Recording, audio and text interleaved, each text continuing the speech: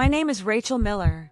I'm 34 years old, a freelance copywriter, and I live just outside Nashville, Tennessee. If you had asked me 3 months ago if I believed in the supernatural, I would have laughed nervously and dodged the question. I was raised Christian, sure Sunday school, Easter dresses, the whole thing, but I outgrew it somewhere between college philosophy classes and a broken engagement. Church became optional. God became theoretical. Pleasure, on the other hand, especially the private, secret kind, became a habit. I'm not proud of it, but I didn't think much of it either.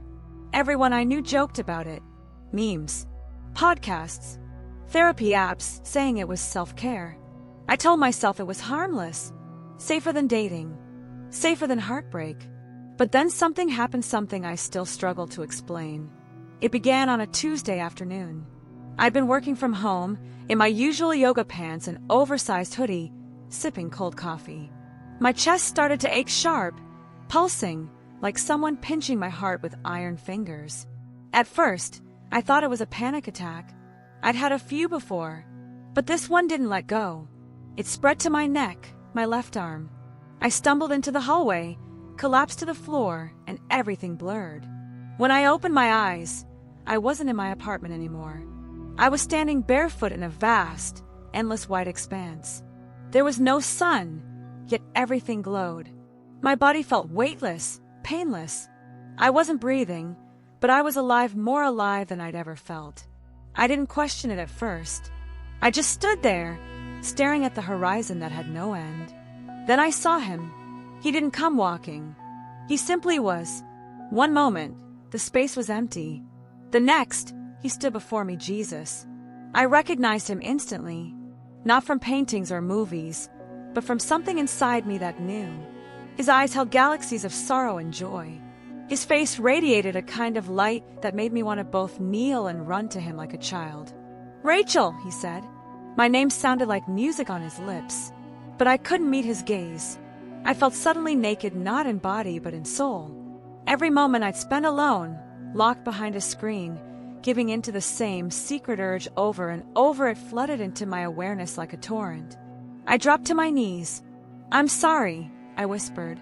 "I didn't think it mattered." He knelt too, his face close to mine. "It mattered to you," he said, "and it mattered to me." That broke me. I wept. I hadn't cried like that in years. Not when I lost my job, not when my ex-fiancé left me, but here in the presence of Jesus, I was undone by a truth I had buried for too long. I was hollow. My pleasure had become my prison. And worst of all, I had chosen it. Jesus didn't scold me. He didn't shout or turn away. He just held me in that silence, as if waiting for something deeper to rise. Finally, he said, "Come, there is something you must see." We rose, and with no steps at all, we moved. The glowing whiteness shifted into something else, a place unlike anything I'd ever imagined. It was not hell, not fire, but it was dark. The air felt dense, heavy with despair. I saw figure shadows of people. Some looked confused. Others seemed bound by cords of light that had turned black and frayed. "They are the ones who were deceived," Jesus said. One of them turned. It was a man, maybe mid-40s. His face was contorted not with pain, but with longing. He held an object in his hands. I realized with horror it was a phone. Even in this place, he scrolled, endlessly, as if hoping for a new image, a new thrill. "He cannot let go," Jesus said. He gave himself over to the false connection, to the idol of self. He rejected love for isolation masked as pleasure. Tears streamed down my face. I was becoming him. "Yes," Jesus said gently, "but you were given a warning, a moment to choose." Jesus led me further into that place, though we didn't walk. It was as if the very act of turning our attention moved the world around us. Each room we entered revealed people wrapped in their own torment, but not inflicted by demons or fire. No, their torment was themselves. A woman stood before a mirror that reflected not her true face, but a distorted version of beauty plastered with makeup, filtered, exaggerated. She kept adjusting her appearance, endlessly reapplying a lipstick that had no color, her expression frozen in panic. She lived for approval, Jesus said softly. But it was never real. The love she craved was always a scroll away, never lasting, never whole. I wanted to reach out to her, to shake her and say, "It's not too late." But Jesus touched my shoulder. "They have already made their choice," he said. "This is not punishment. This is the fruit of their own soil." We moved again, and I found myself standing in what looked like a hallway of locked doors. Behind one, I heard moaning, anguished, restless, the kind that sounded more spiritual than physical, a craving that could never be satisfied. "Do you want to see inside?" Jesus asked. I hesitated, my stomach twisting. "Will I be safe?" "You are always safe in me." The door opened without a sound. Inside, I saw a younger version of myself. She sat on her bed, eyes glazed, headphones in. The blue glow of a screen flickered across her face. I knew that moment. It was years ago, after my last breakup. I was alone in my apartment, numb with pain, feeling unworthy, unlovable. I watched myself click through image after image, video after video. The hunger wasn't even sexual anymore. It was emotional. I was searching for connection in pixels.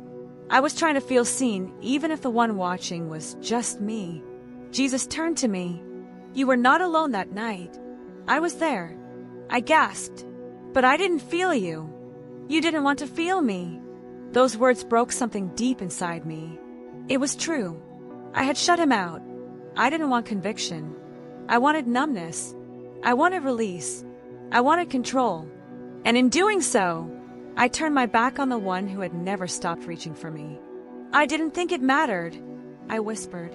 "Everyone said it was normal, healthy. Even Christian bloggers said it was okay, as long as it didn't hurt anyone." Jesus' expression was not anger but grief. He reached out and held my hand, and suddenly I saw what he saw. Chains. They wrapped around the heart, not the flesh. Each act of self-gratification, when done in isolation from God's design for love and intimacy, didn't just touch the soul, it wrote on it. And the writing said, "You are alone.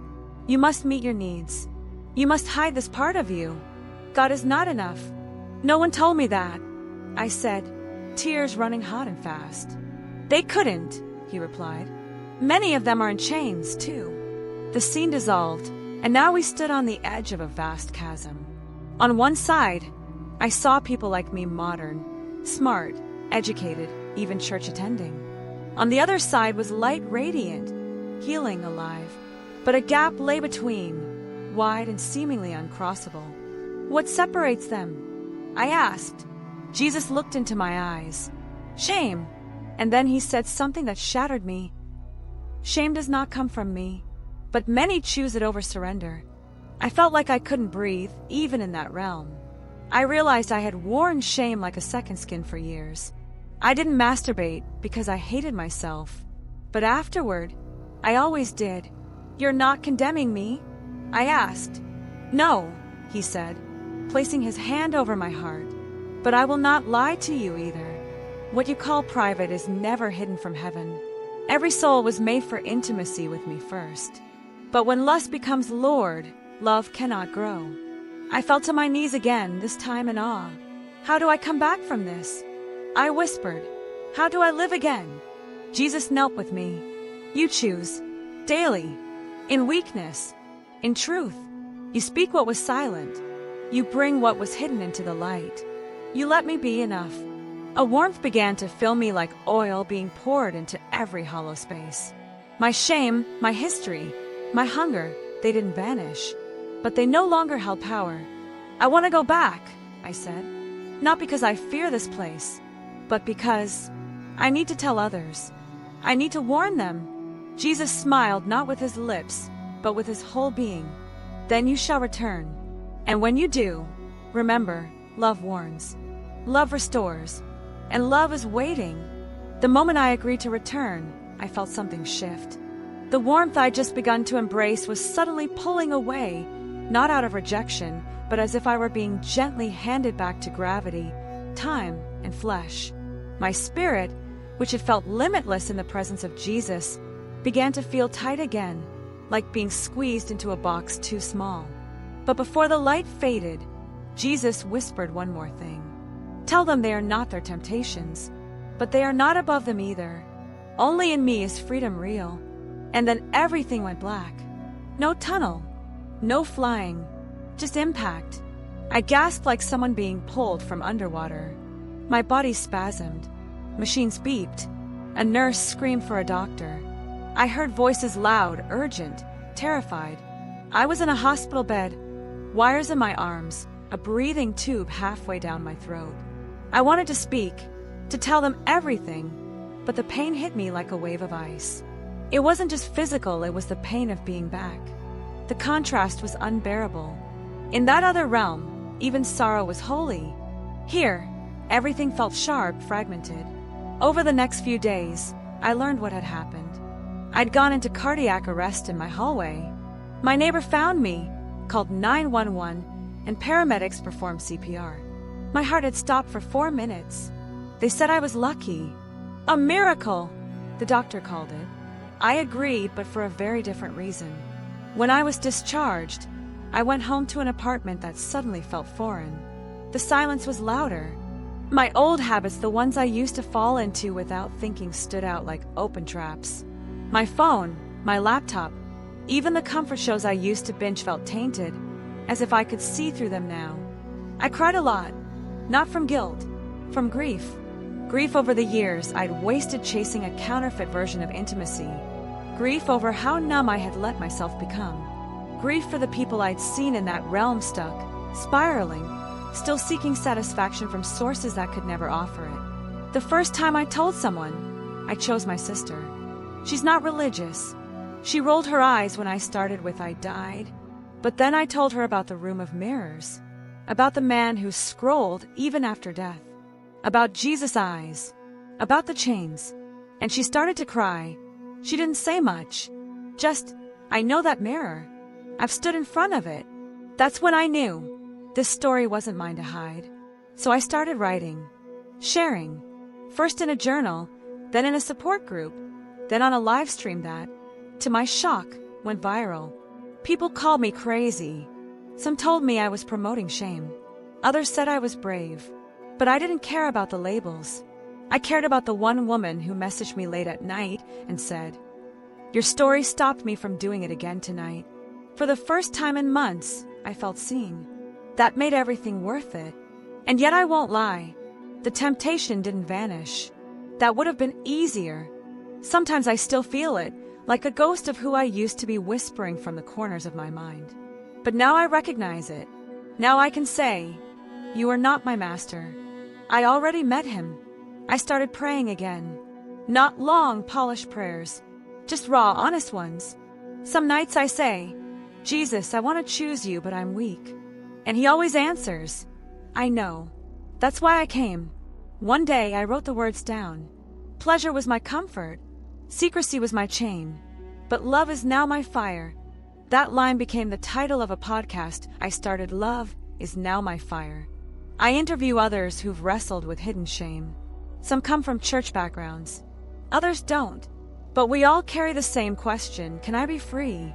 And I tell them yes, but not without the one who made your soul for more. Months have passed since my near-death experience, and though life has slowly returned to its routines, work deadlines, errands, family calls, I haven't returned to who I was. I can't. Something shifted forever in that other realm, and its echo lingers in everything I do. Every morning now, I light a candle, not for ritual, but as a reminder that I was once dead and I came back, that I once lived in shadows and now I walk in fire. Sometimes I just sit and let the flame flicker while I whisper the name that saved me, Jesus. The world hasn't changed much. It still offers easy escapes, still tells us to follow our desires, normalize everything, question nothing. People still laugh when I bring up my experience. A few friends quietly stopped talking to me after I started speaking more openly about spiritual warfare and the damage of unchecked desires. But the ones who stayed, those who leaned in and said, "Tell me more," they're the ones I keep walking with. People who, like me, have stared into the hollowness of pleasure without purpose and finally had enough. There's one woman I met in my church group named Tasha. She's 26, strong-willed, brilliant, and she confessed one night, tears brimming, that she'd been addicted to porn since she was 13. "No one ever talks about women struggling with this," she whispered. "I thought I was broken." I held her hand and said, "You're not broken. You're just hungry, but you've been feeding yourself poison." She nodded, crying. And then she asked the question I once screamed in my soul. "Why doesn't anyone warn us?" That's why I keep telling this story. Because no one warned me. Not clearly. Not spiritually. Not with the fierce love that Jesus offered when he showed me the truth of where I was headed, not a pit of fire, but a life of slow decay. A heart dulled into selfishness. A soul shaped by shame. But he broke through. And now, when temptation whispers, I don't pretend it's not there. I take it to him. I say, "Jesus, remind me who I am." And every time he does. One night, not long ago, I had a dream. I was standing on the edge of that chasm again, the one I saw during my NDE, with the souls on one side and the radiant light on the other. But this time I saw a bridge. A narrow, wooden path stretching across the abyss. Fragile looking, like it couldn't hold a person's weight. Jesus stood at the far end. He didn't call out to me. He simply held out his hand. I took a step. The bridge held. Then another. And another. Behind me, I heard others beginning to follow. Not because I shouted at them. Not because I preached. But because I walked. When I woke up, I knew what he was saying. Live your repentance. Don't just talk about it. So that's what I'm doing. I don't claim to have it all figured out. I still wrestle. Still fail. Still feel the sting of my old self sometimes trying to reclaim ground. But I don't live in secrecy anymore. I don't call my sin a coping mechanism. I call it what it is, and I drag it into the light. And that's where it dies. I speak now at small groups, women's conferences, Zoom calls with teens and their moms. Not to scare people, not to shame them, but to speak truth with love, to warn, to restore. And every time I end with this, you are not your last click. You are not your hidden search bar. You are not the algorithm's puppet. You are a soul made for glory, and Jesus wants you, not your perfection, not your shame, just you. If you've made it this far into my story, I want you to know something. If you're still hiding, still justifying, still saying, "It's not hurting anyone," please hear me, it's hurting you. Maybe not in obvious ways, but piece by piece, it's stealing your joy, your clarity, your ability to love fully. And Jesus, he's not angry with you, but he is waiting, not to punish, but to free. So open the door. Let the light in. Speak the thing you've never said out loud. Tell someone you trust. Ask Jesus to meet you there. He will. I know, because I died, and he brought me back with fire in my chest, truth on my tongue, and a love I never knew I needed until it looked me in the eye and said, "You are mine."